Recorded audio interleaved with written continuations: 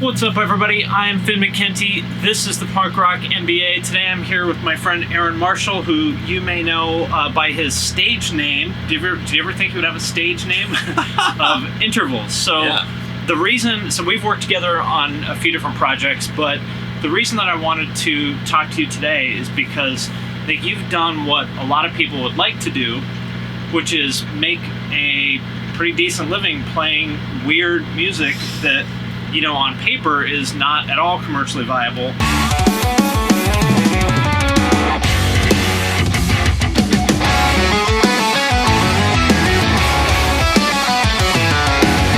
But you've made it work. Yeah. So I wanted to just kind of sit down with you and talk about how you've done that. Sure. And hopefully give anybody watching, whether you're in a band or, you know, a creator of any kind, some tips on, you know, how they could do the same. For sure. So I guess the first question I had, or thing I wanted to touch on, was kind of the mindset part of it, because I think there's oftentimes, you know, there's been this tension between art and commerce forever, right? Like, people think that business and art are at odds, and I noticed you said something interesting in an Instagram post recently. You said you're reflecting on the past year or whatever. And one of the things you said in there, you refer to yourself as an entrepreneur, which you are, and all artists are, but I think not. Yeah, I mean, if they want to make money off it. In 2019, yeah. Yeah. So, can you talk about what that word means to you, why you chose to use it? Yeah. I feel like it's the word may have like a cliche connotation, like self-proclaimed entrepreneur is sort of like a hashtag entrepreneur. Yeah, like that kind of thing. And I think that that's actually a valid like notion or cliche to see it that way. But at the same time, it's also totally an applicable word in the context of what I do. I think the reason that I am comfortable using that term is because you know, it's sort of to me, that's based on the perspective of having turned down every record deal I ever was offered and deciding to go it alone, being heavily involved in the you know, the management side of things and the business-oriented side of things outside of just making art and music, which is sort of like what you were inferring before, where it's like, you know, some artists they're either really dialed in with that or they're quite detached from that. Right. I think that the traditional avenues and channels for marketing music are still valid and applicable in 2019 and beyond, depending on what your goals are and depending on what type of act you are. But for a solo instrumental guitarist who operates in a niche and caters to a very particular type of fan, I think that the difference between running it from the perspective of an entrepreneurial standpoint versus the traditional, you know, 10 to 20 people in an office tower somewhere doing your business, that's the difference between the act itself, literally making a living from it, maybe sleeping a little more and being cushy and being told what to do, versus sacrificing some sleep and investing a lot more into the business side of the project, but ultimately reaping a greater financial reward, more longevity for the company and its employees, or its sole CEO in this case. So it's a bit unorthodox, but you know, I believe that from the perspective of an entrepreneurial sort of structure, it's 50% between myself and my manager. You know, I can't do what I do without that backbone. I sort of tend to see myself as a visionary who, in collaboration with my manager, we carry out particular ideas. But so kind of a typical relationship between like the CEO who's like, we're going that way, and then the COO who's going to figure out how you get there. Exactly. Rolls their eyes and like, okay, Aaron, whatever you say. Whatever you say. Yeah, and sometimes I get talked down off the edge. Other times we jump together. Right. So it really kind of depends. But, you know, before management ever played a role in this operation, you know, I was doing all of it, basically, you know, going it alone. So, you've never struck me, when I talk to you, it feels more like I'm talking to, you know, somebody who would refer to themselves as an entrepreneur than a musician. and I kind of have a foot in both worlds, so I talk to both. And I think that's really interesting. Is that, have you always thought that way? Did something happen that made it click for you? Or, where do you think you get that mindset from? And how could anybody else develop it if they want to? Yeah, I think that it's sort of born out of necessity. And it's just simply because coming from playing in local bands and not experiencing any success at all, or trying to basically draw blood from a stone a lot of the time and not getting any results, I sort of started to look at social media. It's probably around the years of 2006, 2007. I mean, I come from the MySpace days. Right. How long, by the way, have you been making a full-time living off of music? So I started doing intervals in 2010, and I'd say that I was officially fully fledged full-time by 2015. Okay. I'd say so. There was definitely a gray area in there. But the sort of approach was born out of necessity because I was just watching everybody do it and trying to figure out, look, if nobody's going to get behind me, or this pipe dream of a label or management just turning up in the picture doesn't exist, then I need to learn the skill set myself. And I was watching other guys do it and watching other bands do it and going, this was when this was paid marketing on Facebook. This is when you could actually utilize its reach before the edge rank algorithm and all this type of stuff. And it was Instagram's next. Instagram. I know, I'm excited about it. But yeah, it was just from actually getting a response and striking a nerve with people and watching the ripple move outbound and this person's talking about it, so their friend sees it, and these types of things, and it was really starting to happen. So I was like, well, I need to step my game up. I need to capitalize on this. I don't want to wait for somebody to open doors. I want to do it myself.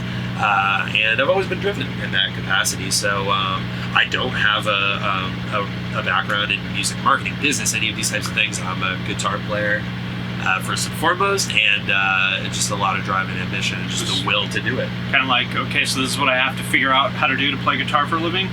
Okay, I'll figure it out. I'm going to do whatever it takes, honestly. I've always been, had this unabashed, blind optimism, law of attraction type things, pretty woo-woo, I guess, but no matter what, if you told me I wasn't going to do it, I was still completely ignorant to that fact. I was like, no, I'm doing it. Interestingly, these are all classic CEO traits. This is the CEO trait, is the blind optimism, the visionary, the Right. It's just interesting to hear this is the same sort of thing I would hear from a startup founder. Okay. So that's comforting to know. I guess reassuring, I should say. That's sick. Well, let's talk brass tacks to the extent that you're willing to. You, just like any other professional musician, you've got a number of different revenue streams. And I'm going to use business language for these, because that's how I think. Yeah, and if people think it's gross, they think it's gross. But that's how you and I actually typically communicate, is through that type of stuff. So just so you know, this is how we would talk if we were just discussing a project. For sure. You've got, so maybe you could give an overview of what those are, merge and tour and, lessons and VIP and all that stuff, and kind of talk about how all that fits together, which ones, you lean on the most, give us a little overview of that. For sure. So the backbone of an operation like this, I love talking about this because this is the one thing they say you can't do as an artist in post 2014 or whatever, is to primarily run your company off of digital music revenue. That is incorrect. At least by the how we operate, or how this business functions. Digital music is the primary backbone, and that's by way of a company like TuneCore, who mediates all of my digital music distribution. If you guys don't know what TuneCore is basically, you might have heard of DistroKid or CD Baby. I've been with TuneCore since, I guess, 2010. They're a wonderful company. You take your master, you upload your art and your master, and they push it out to every platform except for Bandcamp. So the way I look at my digital revenue is I have TuneCore as the umbrella in which all of my digital revenue exists under, and then you have Bandcamp separate, which is just sort of feeding the... And that's just because Bandcamp doesn't really play with anybody else. No, they're their own thing. And I love that website too. I love that company. I think what they're doing is great as well. But yeah, so TuneCore definitely keeps the lights on. Okay. And that's from weekly to bi-weekly drops in the bucket from accumulations, stemming from iTunes, Apple Music, Spotify. Streaming is definitely the lion's share. Because you do it yourself, you get close to 100% of that revenue. 100%. I mean, there's some small fees, but fees associated with TuneCore, which is actually fairly nominal, and PayPal, of course, which is the bucket per se. So that's what's basically keeping wind in the sail. And that is super interesting because you always hear that's just a given that no artist is ever going to make any money off of actual music sales, but that's because they not true in your give it away. Right. You sign your intellectual property away to a company who now owns the product that you make. That's exactly what you're foregoing, is the ability to generate revenue from that. So I love making that the priority in these discussions, because it's like the antithesis of the thing that people believe the state of the music industry is, and that's just on, I don't want to say poor decision making, but poor decision making for the type of artist that you are. Right. And again, if the sky is what you want, aka 5-piece, 6-piece pop act or pop rock act that wants to reach everybody, Selena Gomez should just should just work with the label to do that. Yeah, you're not going to be Selena Gomez without the label. Right. So this is all about scaling to your model and understanding the realm that you exist within. And then the other stuff, I would definitely say we subsidize the digital revenue with what I call extracurriculars. So things like VIP experience pre-show. We do things like I'm hosting my second summer camp at Full Moon Resort in New York. So VIP, what exactly is that? You do this every day? Yeah, I just finished one now. Because it's not, for you, it's a little different. It's not like you take a photo with Aaron and... No, and I don't really, I don't want to say I don't back that, but for what I stand for and what it is that the type of musical experience that we're providing, I don't really... It's not for you. No, and it's not for my type of fan or my patron either. So, in a VIP experience, we just use VIP because it's a common term in the industry now. VIP just means pre-show experience. We tend to call them master classes or Q&A or clinics, but it's more of a hang. It's very loose and open-ended. I sit with a guitar and I answer questions. Patrons are welcome to bring a guitar as well. So it's almost all guitarists then? For the most part, but we also get people who I always shout them out in a large group. I usually at the beginning I'll say who plays guitar, and everyone will put their hand up except one guy. I'm just oh, you just have good taste in music. So yeah, we tend to do things like that to subsidize the bottom line. Of course, merchandise. Merchandise is it's a traditional revenue stream for touring artists. Online merch for a guy like me tends to take a bit of a backseat because my brand is synonymous with me, the personality, and the brand. My Instagram account, if you follow the Intervals Instagram account, it's at Aaron Intervals. So it's me and my life, but when I'm on tour, it's operating like a traditional band would. So it kind of is like a chameleon. It ebbs and flows. And as a result, I don't ever want to try anyone's nerves in the newsfeed with constantly hawking t-shirts and things of that nature. I like to do those things. I'm into clothing. I like those types of things, but I don't ever want to feel like I'm always selling, because when it's time for tour, 2 months leading into a venture, I'm beating you over the head with dates. That's what Finn's for, actually, is that's how we work together, is we do that. But this is the classic band mistake to me, is just blasting people incessantly. Listen to my music, buy my shirt, go to my show. And I was just it's just, you're just take. You're just asking something from the people. Who wants that? No, for sure, and you're going to get old quick. I think that too much visibility is actually bad sometimes. It really depends on the kind of artist you are, but for me, I don't want to be the guy that's hawking you. I like to sell the notion of a lifestyle. I think lifestyle and brand are synonymous in the modern music industry, but I walk a fine line with that.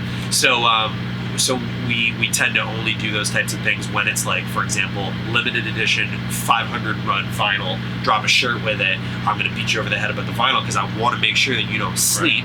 Because if you go on eBay right now and try to buy The Shape of Color, which came out in 2016, they sell for over $100 because a lot of people slept on them. They sold out in 48 hours.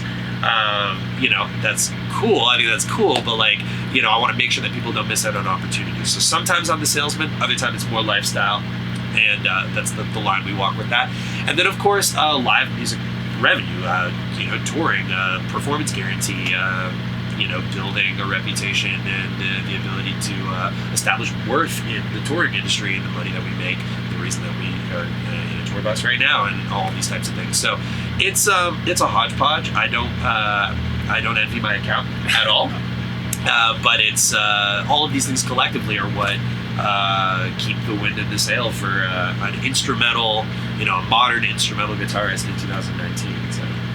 So for a lot of businesses, there's some revenue streams that are smaller or not as profitable, but they choose to do those anyway because they are good for the brand, or because they open the doors to other things that are more profitable. Is there anything like that for you, or do you not think of it that way? I don't really think about it that way. I think that everything contributes to the greater good. I think that the one thing I can think of is like, when I'm at home, sometimes I'll fill my time with private Skype lessons, and I don't sequester that revenue and just say like, oh, that's Aaron's cash. I actually run it through the company, and it's the kind of thing for me where I just know that I'm aiding and abetting the operation by doing so. It's productive for me. I get to connect with my patrons. It keeps a guitar in my hands. So there's a lot of mutual benefit from that. Like I'm providing an experience. I'm also experiencing something myself as well. I actually sustained myself between working a traditional full-time job and touring by teaching. And teaching pre-show, before we had this fancy VIP marketing thing that's now common practice in the industry, I used to just teach before shows. So I'll do those types of things. I don't view them as, the type of thing like brushing my teeth, like the thing I don't want to do or something like that. No, I don't think about it that way. But that would be the one thing that comes to mind, I guess. But everything for especially considering I'm the dude who keeps the lights on. There's like it's this I'm the sole CEO of this operation. Everything is benefiting the greater cause, and that's all cool for me. So cool. Yeah. Another thing that I think sets you apart from a lot of musicians is that you are not afraid to invest in yourself, like financially. That you spend money on ads and having this guy here documenting everything. None of this stuff is free. To bring somebody out on the road with you for 6 weeks is not free. No, there's value in it. Yeah. So what is different about the way you think, where you don't have any problem making those investments? Other people are too cheap to pay $10 a month for SoundCloud Pro or whatever. Yep. How do I want to put this? I think like in the early days, I used to wince at these things. We'd see the shortfall on a projected tour, like, I guess the thing that a lot of like music fans, they don't understand is like the way these ventures look on paper before they exist in the real world. There's a budget in a spreadsheet. There is a black line or a red line that exists going into these things. And, I used to see like, okay, this is the shortfall we're stacking up against. And I did so much touring. Meaning, like, as it stands now, I think I'm gonna lose $2,000 on this tour. Oh yeah, and that's a light number. So, right. I used to get sticker shock from stuff like that, and then you kind of like become desensitized to the concept of a loss.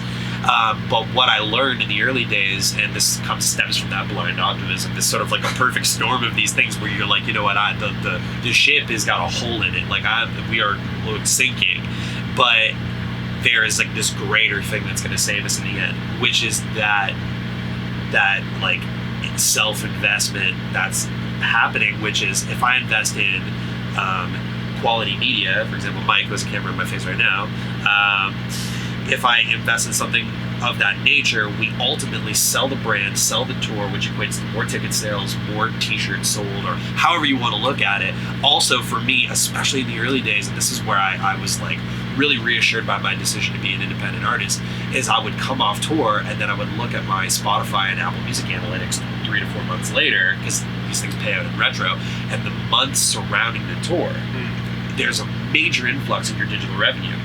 So I might not be making it. So it kind of works together that you have deliberately retained ownership of this thing that gets a bump when you go on tour.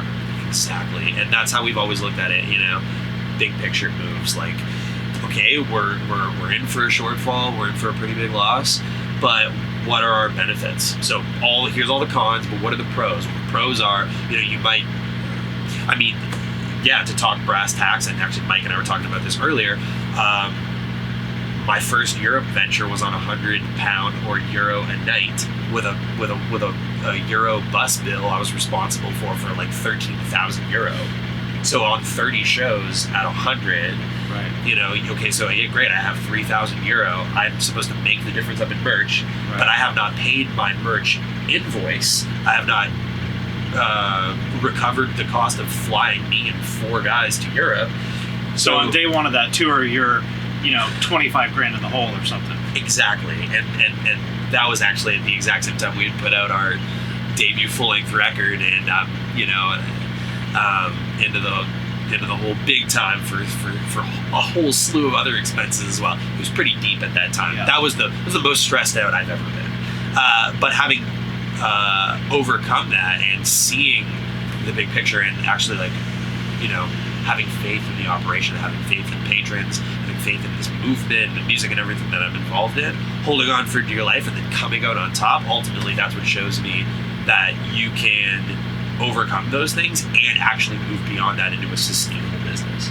So when you see a shortfall like that, when you see that you think you're going to be 5 grand in the hole on this tour, do you actually create a spreadsheet where you figure out how you're going to recoup that, or do you just kind of do a little fuzzy math in your head, cross your fingers? How rigorous are you about these financial calculations? Well, the early days, the math was definitely fuzzy. Management plays a real, this is management's job. Yeah. I have a wonderful manager. His name's Rich Fernandez. He has a company called Tandem Management. He works with people like Intervals, Protesting Hero, Silverstein, August Burns Red. So he's running large budgets for bands like this. His stuff is airtight. Rich will draw up a spreadsheet, document, and show me what we're going to have to average in merch. What we typically do, and this is what I recommend for anybody. So that gives you a specific goal to march towards every day, which I'm a big believer in. A big time, and I recommend this for anybody who's doing this type of thing, is definitely plan for the worst case. So we don't factor in VIP, we don't factor in our merch or anything like that. We take a look at the guarantees and we just say, okay, this is what the shortfall looks like. And then we do a really nominal average on nightly merch. We don't shoot for the sky and say, this is what we're doing. Let's say we just got off a tour that was an absolute banger for merch. We're not going to be like, okay, great, we're going to pick up where we left off. We're actually going to assume that we're going to do terrible. Yeah. Budget off that. And then would we still say yes to it if it went kind of badly? And then be pleasantly surprised when you come out and everything's going gangbusters at the merch table and VIPs selling out and everything. And that's the type of situation that we'd like to leave ourselves in. And we're actually currently living that. So that's literally what's going on now. In 2019, based on how long Intervals has been touring and where we're at now, things are in a much more comfortable state. But I'd be lying if I didn't say that we weren't starting tours in the hole. Sure. It's just the hole is getting smaller, and then we're able to emerge triumphant, and we have been. But this is no different than a pizza shop, Exactly. That day one the pizza shop opens, they had to buy the oven and the licenses and the chairs and whatever else you have to do to open a pizza shop. And they're like, shit, we spent 60 grand opening this pizza shop, but we did a little bit of math and we believe that in 6 months from now we're going to be cash flow positive. That's so it. Let's do this. It's just like any business, and there's a disconnect a lot of the time. This keeps coming up, but sort of like you prefaced at the beginning, it's like musicians are notoriously not the best with business, and I have to say that I've learned via the school of hard knocks about these types of things. But it's just like selling any commodity in any industry. You have to see the long play. You got to have that 5-year plan and take a look at it and say, okay, I think that we can realistically do this. My biggest expenses are things like crew pay, the bus that we're in currently. These are just givens that are built into the infrastructure of touring and doing what we do. But the reward and the longevity that we're creating is actually rather sustainable, and it's really gratifying. So we talked about stress a minute ago, and being the CEO, being the man or woman in the hot seat, where the buck stops with him or her, is tough and stressful. You are, from every time I've ever talked to you, a pretty calm person.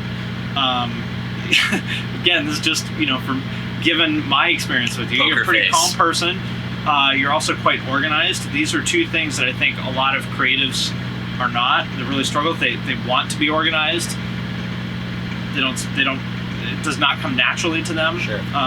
What advice would you have to anybody who struggles with kind of like inner peace and organization? Well, the beginning of the last year, I had a rude awakening with that stuff. It all caught up with me. I'm a lot more calm now than I was before. I really used to let this stuff fry my nerves, and I would internalize it, so I wasn't letting on. I didn't want anybody in my camp to know that I'm bugging out over XYZ or give a particularly negative impression to anybody. I would bottle it up and internalize it, which is not healthy. Don't do that. Although there is something to be said for, as the boss, insulating other people. Oh, yeah. You don't want to spook the crew of the ship. And outside of my role as well, tour manager and guys of the roles of that nature, this is such an integral role in the operation of a venture like this. That's the number one trait in a guy like that is to keep those things under wrap. For example, my tour manager is also my front of house guy. We just did a festival in Boise a couple days ago. It's the smallest, most clandestine type venue in this entire tour. They put us in, like a 200 cap or 300 cap little punk rock venue. We've got a full-size production, and a support band had come off. We're getting ready to go on, and my tour manager / front of house guy and the house guy and Veil of Maya's dude are flashlights over the processor, and they're talking about something's messed up with the system, and I can see what's going on. And Chase turns around to me and I'm like, everything's good, or I ask him everything good, and he's just like, yeah, everything's totally fine. And I can see he's doing exactly that. No, things are not fine. In fact, what happened was half the PA died. Right. We still had a banging show because Chase is a magician, but he mixed the show with half the PA. Right. But as far as I'm concerned, you don't need to know about it. No, the artist doesn't need to know. So and I have to practice these types of things as well, because I know the goings on of the business, so I keep these things so I can recognize that. Right. You can't pull the wool over my eyes. Right. I do this. So, but in terms of the stress thing, yeah, you got to take time for yourself. You got to shut down. From the years between 2010 to 2016 or 2017, I took no time off, and it caught up with me, and then I crashed, and I needed to figure out how to be a functional person again, because it really did catch up with me, and I realized that a lot of things in my personal life had been pushed by the wayside, and you sort of tune into the things that you're neglecting when you're on tour, and you go, oh wow, I'm so caught up in this one thing. I'm lacking balance. Let that fire smolder. Yeah, man, and then it's a lot to work on, a lot to tend to. So I don't know. My advice would just be to just take time for yourself. The silver lining for me is I discovered meditation and mindfulness and nutrition and fitness. I've only had 2 rest days since we started tour. I've been on tour for just over a week. I've been in the gym every single day. It keeps my mental together. My guys cut me up because I have a traveling apothecary of supplements and vitamins and things. But you know what? It's the difference between having a weak immune system, a bad mood, and an unstable gut. I feel rock solid. My mood's great. I play awesome shows. I have great energy, and I'm present. And that's really important. And I'm not stressed.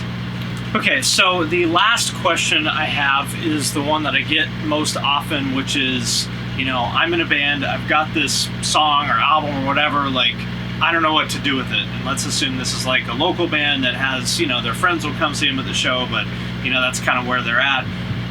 You were there at one point. What advice would you have for somebody in that situation? This is the hardest one, and I get asked this a lot of the time. Because the landscape is so different, and I do struggle answering this question, and this is a reality. A lot of the time, I'll do a private Skype lesson, or I'll talk to a friend I've met through touring, or maybe a patron, a fan or somebody who's been coming to shows, and we have a good rapport. And it's I finally got this tune together, and my band's about to do something. What do I do? And I would almost rather ask you this question, because you do this, and you work with bands, and you handle marketing, and this is something that you're I think that you're a little bit more adept to than I am. But I think you do what I would suggest. You just do it sort of naturally, which is like, yeah. I think the success or failure of when you release the album, 3 months from now or 6 months from now, is like a byproduct of what you did before the album release, not Absolutely. what you did on the day it comes out. Like, did you build a relationship with the fans? Yeah. Did you build a brand so that then when you just, ideally, you just want to say, hey guys, this exists. Exactly, and this is the mistake that I think a lot of bands or artists make, is they spend so much time being precious with the first EP or the first album. Yeah. They create their magnum opus, and then they release it to no one. Right. The thing that there's zero demand for. Exactly, and why would you invest yourself? I inadvertently created a following by dropping EPs, and it wasn't even, it's not that I had this master plan. Yeah, exactly. I didn't have that. I just realized, social media is really transient. This stuff is being digested at such an alarming rate. Perhaps shorter play format is healthy. And since those first 2 EPs, I've only made longer play format albums, still, to the tune of 8 or 9 tracks, which is, it's not the longest album. But I think that those EPs early on helped garner a fan base to where, when the longer play format stuff came out, there was an audience. One of the things, though, like you said, it's about all the things that we do leading up to release day, leading into the marketing, or actually the release of an album I put out in 2016 came out in 2015, called The Shape of Color, 2 albums ago. I grew my Instagram following from just candid videos with my iPhone of just me playing through stuff, or I'm just jamming along with pre-production. It's really candid. There's no professional audio. You can hear the pick attack on the strings. It's as real as it gets, which I think is a really attractive quality for this particular kind of style, because I'm not faking anything. The clams and the squirrels are all in there, if any, if I allowed that to be in there, because of course, you see one video, but I took it 100 times beforehand. Right. So, but anyway, so the approach was to just put out these candid, really natural videos, and I tripled my Instagram following before the album even came out, and it was all just based on how sort of human and real this kind of thing is, and that's something that I always impart when I'm speaking to somebody about this, is you need to be as honest as you can be. You need to just be yourself. Sick art always rises to the top. Uninhibited, raw, honest art always rises to the top. And something that's cliche that gets thrown around a lot of the time is this word oversaturation. But I think that there's actually an inverse effect, because oversaturation, there's so much crap that real art does rise. Yeah. So the challenge is utilizing social media and being believable and raw and honest in a way where people are undeniably messing with what you're doing, because there's something human and attractive about that. So don't try too hard. Make cool, candid stuff. Don't be perfect. Don't be precious. Make dope, honest, raw art. Be yourself. Don't say too much. Don't say too little. Just be. Really, that was kind of a woo-woo kind of hippie thing to say, but I don't know what else to say. I think that's a great way to put it, because I think what people are looking for is some sort of a master plan checklist, like a scale for marketing. It doesn't work that way. It doesn't. You just gotta do shit. We collaborate on, that's essentially what you and I do together. Is I need to market this tour. Here's what we're going to do. Okay, well, we're going to do the things we normally do, and we're going to try it. This is working. This isn't working. Let's try this type of piece of content, or let's try to come at it from this angle. But, we're not doing anything out of the ordinary. We're not doing backflips for it either. We're just presenting the raw, uninhibited details. This artist is coming through on tour. Here's a cool photo of the vibe you can expect, or a video of a really cool moment or something, and how you like what I do or you don't. Right. And that's going to cut through or it isn't. Cool. Well, thank you so much for sitting down and talking about all this stuff. Absolutely. I love the details. So hopefully this is helpful to everybody. There will probably be several weeks of the tour left by the time you see this. So check out Intervals and Veil of Maya, and who else? Strawberry Girls and Cryptodira. It's a really, really awesome package. I implore that you come nice and early and see all the bands. It's a really unique tour, super fun. Very grateful to be co-headlining across America with Veil Maya as well. It's a really big deal for me. Intervalsmusic.net is where you can find tickets, VIPs, all that stuff, and we'll be on tour until the end of April. Cool. Well, thank you very much, and we're done. Thanks.